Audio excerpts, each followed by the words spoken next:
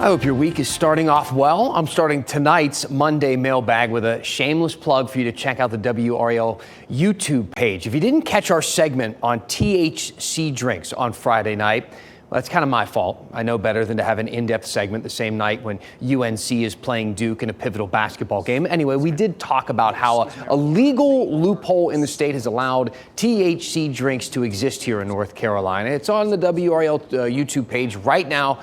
I think you should go check it out. We're quite proud of it, and maybe you'll find it interesting. Now, some of you did watch the segment live on Friday night. I'm very thankful for that. You could have watched college basketball like so many others, but instead you stuck with us here. You chose WRAL News at 7 o'clock. You guys rock. Thank you. And apparently, you think we rock too. Lisa wrote an excellent segment packed with useful information that was really eye-opening. David wrote, I'm a director at a local country club, and my beer rep has been asking me to carry these products, but I felt a little weird about it. Thank you for educating me. Another viewer, Roxana, said she feels weird about it too. She wrote, thank you for explaining this product. I will be sure to never buy it.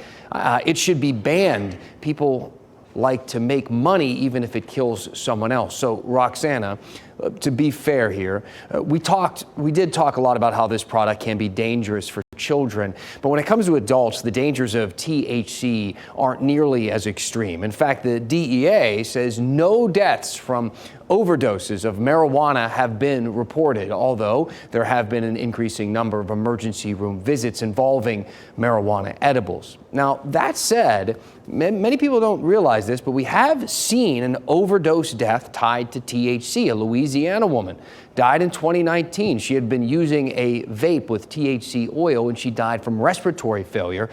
She didn't have any other substances in her system. She didn't have any underlying conditions. This was the first ever recorded death from THC, according to the coroner.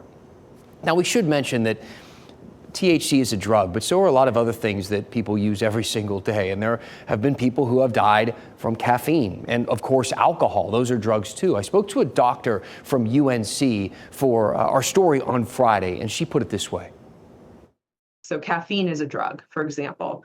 Alcohol is definitely a drug. Nicotine is a drug. These are all drugs that are legal. All of these drugs have psychoactive effects, and they can cause some real problems if used to excess. For example, we know that people who have consumed too much caffeine with the really high caffeine drinks that are now available on the market have had, there have been some deaths and there have been some heart problems as a result of that. So I think it is important to have all of these things enter into the conversation. I misspoke. She's not a doctor, she's a professor, but this is her field of study that she works in there. There's another viewer named David also had a good question about safety of THC drinks. He wrote, if the police pull over someone speeding or recklessly driving, how do they test for driving while impaired when it comes to things like THC? So right now, North Carolina doesn't have a roadside THC test for drivers suspected of driving while impaired from THC. In fact, nobody does. Minnesota, though, is trying something out. They have a year-long pilot program for these mouth swabbing devices. It ended just last month, actually. Drivers swab their mouths. Officers put that swab into a device, and then the device tests for things like cocaine, meth, amphetamines, THC. Hundreds of people participated in this study, and after using the testing device, those people got a blood test so officers could check the accuracy of the swabs. And the device got it right, at least 82% of the time, depending on the drug that they were testing for. A final report sent to lawmakers concluded that we recommend legislators should approve the instruments as preliminary screening devices. It also said a positive oral fluid test is not an indicator of impairment, but rather an indication of recent drug use. The question is, though, that it can't answer is how recent. Just because THC is in your system, it doesn't mean that the person is currently high or feeling the effects. Northwestern University reports the THC high can last between 2 and 8 hours if you smoke it, up to 24 hours if you eat or drink high amounts of it. But after that high wears off, THC can stay in your system and be detected in your system for much longer than that. An NIH study found it can be detected in the hair for up to 90 days, urine for up to 30 days, blood for up to 3 days, and in saliva for up to 24 hours. I mean, imagine drinking a few beers on Saturday, getting pulled over on Monday, taking a breathalyzer and being told you're drunk.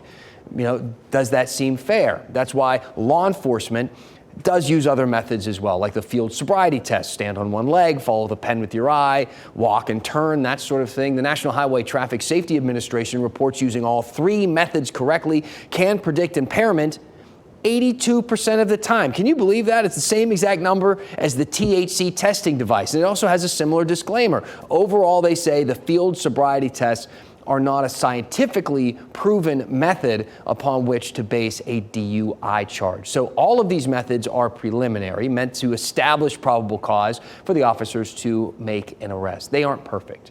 And unfortunately, David, the viewer who asked the question in the first place, the answer we have for you tonight isn't really perfect either. What are your other questions you have about the THC drinks? What do we miss in this segment? Send me an email, dan@WRAL.com. Your questions and feedback really fuel this segment. We rely on your questions. Speaking of which, we are working on another big in-depth topic for this week, cryptocurrency.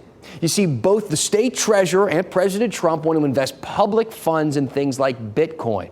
You might think this is a great idea. You might think this is a terrible idea. You might not have any idea what to think because you don't fully understand what crypto and Bitcoin and all of this stuff is and what it means. That's totally fine. That's what we're here for. Later this week, we're actually talking to North Carolina's new state treasurer, Brad Briner. I'm going to sit down with him, and I want some of your questions to ask him. We will take your questions straight to him. I'll read your name and all. There's the email address, dan@WRAL.com.